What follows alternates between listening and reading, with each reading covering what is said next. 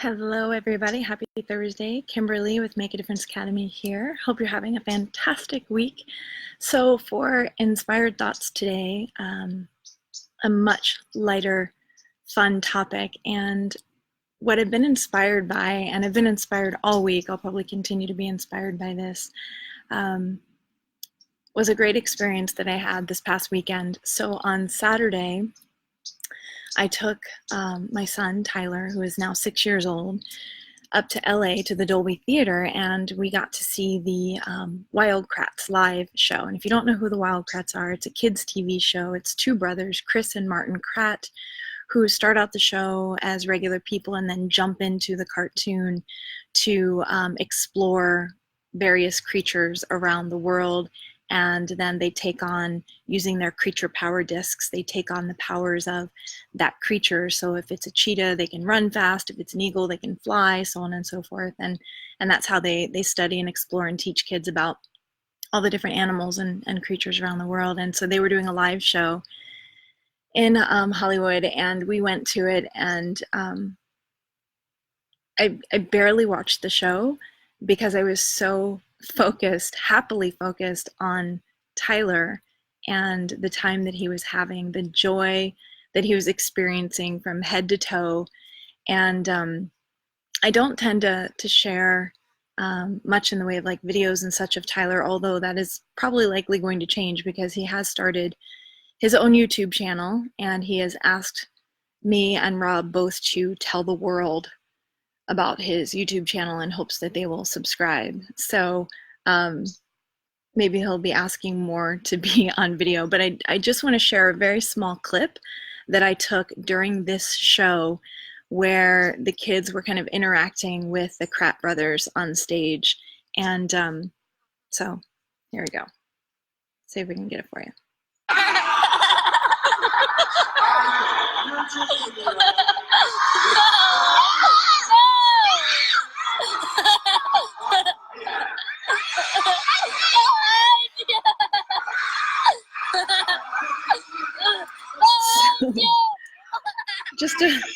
Just a few seconds I wanted to share so that you could just understand what I'm talking about. That's what I experienced for a good portion of this 90-minute show, and it was so spectacular. It was also a bit of a light bulb moment and a bit of a wake-up call, because granted, in every moment we're not sitting at a show where people are intentionally entertaining us to bring us joy and to make us laugh and have fun. However, throughout our lives and throughout our days, we often have a choice, and we choose where to focus our attention, and just so often we focus our attention in the direction that does not serve us, that does not serve to bring more joy and happiness and fun and laughter into our life.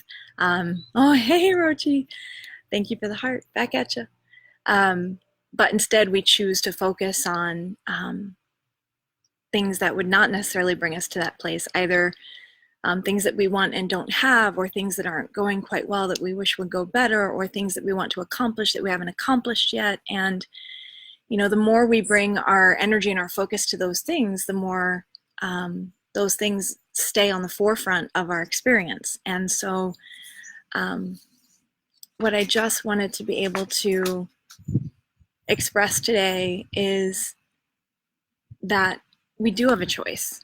You know, and in every moment we may not be able to choose something that has us bursting out in laughter like what you just saw, but in every moment we can choose something that would take us to a better place emotionally versus a less than better or worse place. Because the fact of the matter is, and what we all know to be true and what science would tell us, is that every thought we think will result in some form of emotional response. So that response can be positive, it can be neutral, it can be negative, but the thoughts that go on in our heads will result in emotional responses. And the other thing that we know, and that I've certainly learned to be true in my life, is that we are the thinker of our thoughts. We get to choose where to focus. And so often we give that power away by responding to situations that we feel are out of our control and not going the way that we want them to do. We're as humans, such great observers of the reality around us. And then we find ourselves, if it's not as we would want it, or a person is not as we would want them to be, or behaving as we would want them to be, making the choices we would want them to make or would have them make, then we relinquish our power by letting our response bring us to a place of upset. And so what I want to encourage you to remember is that you do always have a choice. You always have a choice of where to bring your focus. Wherever you focus your attention is where your energy is going to go, and then whatever that is going to live more on the forefront of your experience. And whatever thoughts are living on the forefront of your experience are going to completely color your experience and your perspective of that experience. And that's really huge to keep in your mind at all times. And I know sometimes it's hard to remember because things happen and we react. And if things happen that we don't have control over and wish were different, as will happen in life, as happens all the time, contrast is real. We do have to remember that we still have the power to choose what we put our attention toward, and whether or not it is from a positive perspective or a negative perspective. For example, my mother and I were just talking about this the other day. She's taking a course at her church just about not giving our energy into the negative. It reminded me of, as we were chatting about it, how Mother Teresa would always say, because obviously she was not a supporter of the war. She did not want any countries to be at war. But when she was asked, when she was begged to march against the war, she refused. And instead said, let me know when you have a march for peace, and I'll be there. So it's just even a subtle shift of perspective. Instead of pushing against the things that we don't want, which ultimately gives our power away, because now we're putting all our energy into the things that we don't want, and now our focus on that is just making it a bigger part of our experience in a negative way. We can instead bring our focus to the positive of what we do want in our lives. And it starts here. It starts with our thoughts. And our thoughts will create emotional responses, and then our continued thoughts will create our beliefs, because a belief is just a thought you keep thinking. And because it's a thought you keep thinking, that means that there are no deep-rooted beliefs that would automatically cause us to go a negative route. There's no such thing as a deep-rooted belief. I used to think that there was. Most of my life, I thought that, I have these deep-rooted beliefs that are preventing me from experiencing happiness on this particular topic. That's ridiculous. It really is. And I had to kind of smack myself in the face when I realized that, wait a minute, these are not deep-rooted beliefs. Now, they may be beliefs that started when I was 5 years old. However, they're just beliefs that I keep picking up every day. I could choose to wake up today and not pick those beliefs back up, and choose instead a more positive perspective that would better serve me, those around me, and life as a whole. And so I just wanted today to serve as a reminder as I continue to watch that video over and over again, as well as several other videos and pictures that I took, reminding me of the joy that can be found in this life. I just wanted to remind you that your thoughts are a pretty big deal. And I get it when you're facing a reality that is not what you would want it to be, how it's hard to shift focus from that, because we've been taught in our lives to fix it, to get in there, to push the boulder uphill, to stick it out, to keep pushing to get to the other side. And although I do believe, as Marie Forleo says, everything is figure-outable, I do believe that, I also have come to learn that the more we put our energy into something just from a place of, whether it be doubt or fear or lack or concern, it's just not going to serve us. That's not how we find the solution, because the problem and the solution aren't in the same mindset. And so if you're looking at the problem and continuing to see it as a problem, as a negative, focusing on all the negatives that it brings to the forefront of your experience, then that's going to continue to happen. That's the mindset you're choosing. But if you can shift your mindset to the solution or the positive outcome that you're hoping to experience in your life, then it really can shift your experience. It's not hocus pocus, it's not woo woo. It really does change your experience, because either the solution, the thoughts, the resources will come to you to better the situation, or the situation itself will evolve. And I've come to see this happen over and over and over again. And I often even like to think of, challenges in life, instead of them being problems that need solutions, I like to think of them as questions for which I'm seeking answers. And that, for some reason, that shift in perspective tends to open me up more to, okay, what are the answers, universe? I'm ready. So, Rochi said, I love it. I choose to practice to replace unpleasant thoughts with positive, loving ones. Thank you, Rochi. That's beautifully said. And that is definitely often, such a great strategy. But I've had this conversation before, and this, almost a debate where one has said, okay, but what if, it is currently a negative situation you're in. Let's say, just throwing out an example, let's say that in your romantic relationship, things aren't going well. So knowing that things aren't going well, and that's what you're feeling, to just start replacing the thoughts, just keeping the same topic, my romantic relationship, and changing the negative to positive thoughts can be possible. And that is, as Rich said, that is a great practice. And for many areas in life, in many situations and scenarios we find ourselves in, that can absolutely work. But if it's something that hits you up on a deeper level, and is just of greater importance to you, sometimes that can be a lot more challenging.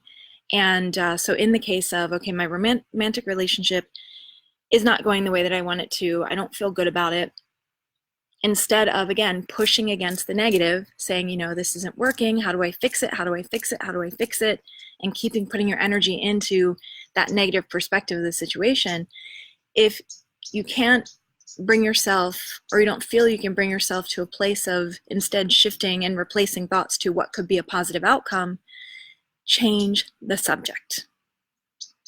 Take your attention away from it. Because when you take your attention away from it, you take your energy away from it and put your energy towards something more pleasing, more positive. As Abraham would say, no matter what situation you're in, reach for the best feeling thought you can. Reach for the best feeling subject that you can focus on. And what will happen is that momentum that was building up with the subject over here that is causing you such pain, the momentum will start to subside. And as the momentum subsides, one of a couple of things will happen. It will start to kind of naturally evolve, or with the momentum subsiding, then at a later date when you're in a better mindset, because you've been bringing your energy over to more positive things and finding reasons to be joyful and to have fun and to laugh, and you're just in a better mind space.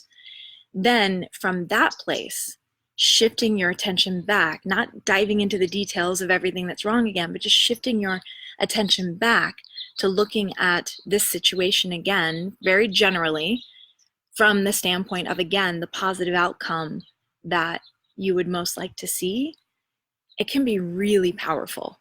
It can be really, really powerful. And I'm not saying that it's a magic pill or a button that fixes everything, an easy button or anything, but it may not be an easy button, but it is an ease button. That's what I've learned. So if I could, those easy buttons from Staples, I swear at one of the events I host one of these days, I'm going to try to find buttons or have them made that just say ease. Because this isn't about finding an easy button in life, but it is about finding ease even when there are challenges and contrast within our experience. So back to, the idea of just choosing thoughts that will serve to make you happier, choosing things to do that would be more fun or create laughter, choosing joy.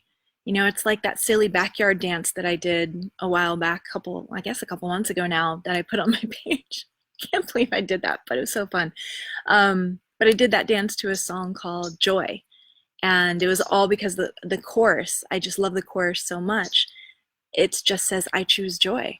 Let it move me. Joy. I choose joy in this life. Because as you often hear me say, if you have listened to me for any length of time, one thing that we know for sure, and what we definitely know for sure, is that when it comes to, you know, this body and this identity and this personality that you're existing in right now, you get one shot. You get this one big, brilliant, beautiful life that you get to live. And to choose to bring your focus to things that drum up negativity and doubt and fear and anxiety within you, it's just a challenging path to take. And I've taken it. I mean, I'm pretty sure at one point I had my degree as a professional worrier.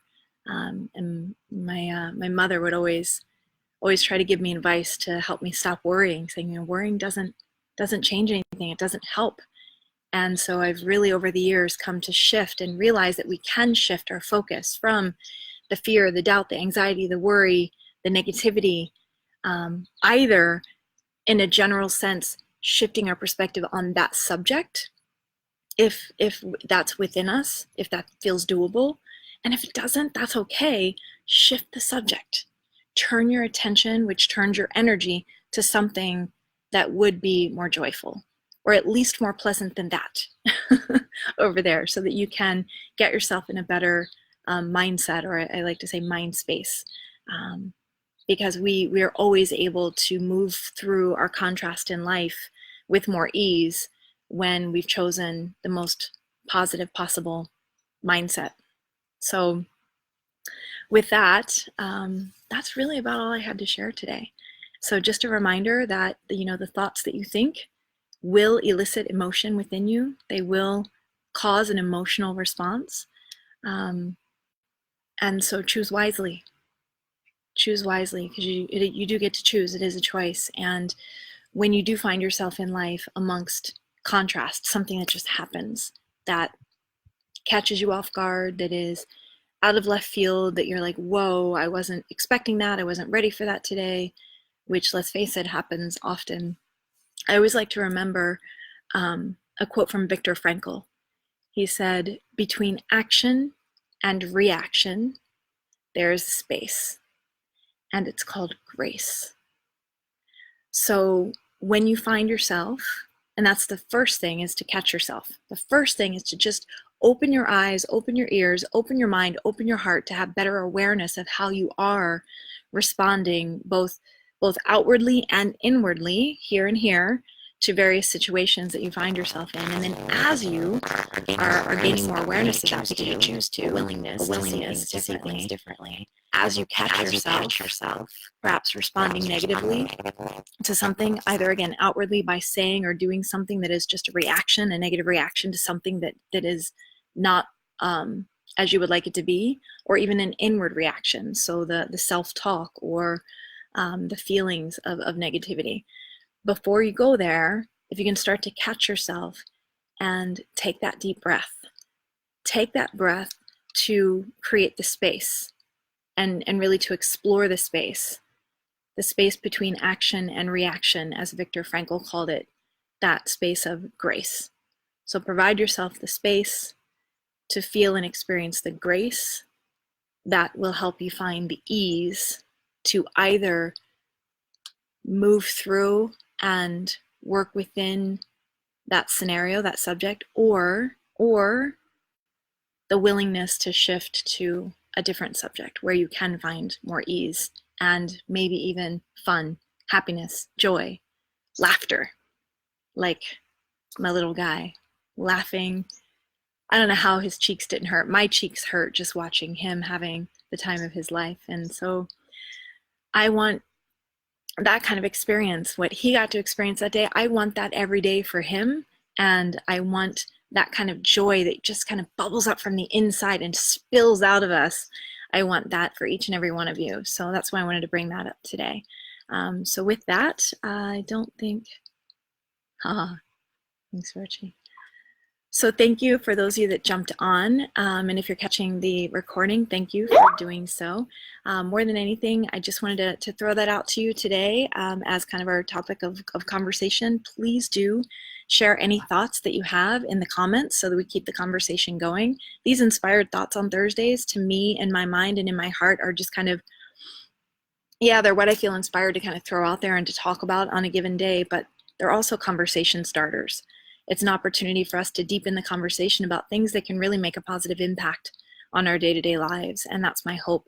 So let's continue the conversation in the comments, and if you feel that the message would benefit others, then no need to ask me if you can share it. Feel free to share it. It's out there for you. So with that, I'm going to head into the rest of my day and have you do the same. So I hope you enjoy the rest of this day, the rest of this beautiful week we've been gifted, into this next weekend and onward with maybe experience it with a focus on joy, a focus on finding the fun, the laughter, at least the more pleasant feelings, the ease, and maybe even leading that into joy, because that's what you came here to do. You didn't come here to just barely make it through the day. You didn't come here to just survive. You came here to thrive. And that's what I want for you. So any questions, comments, thoughts, toss it in the comments. I'll check those out throughout the day. And with that, I hope you have an absolutely amazing rest of your Thursday and the days to come. They are all gifts. And I look forward to us connecting again. Mwah. Much love to you.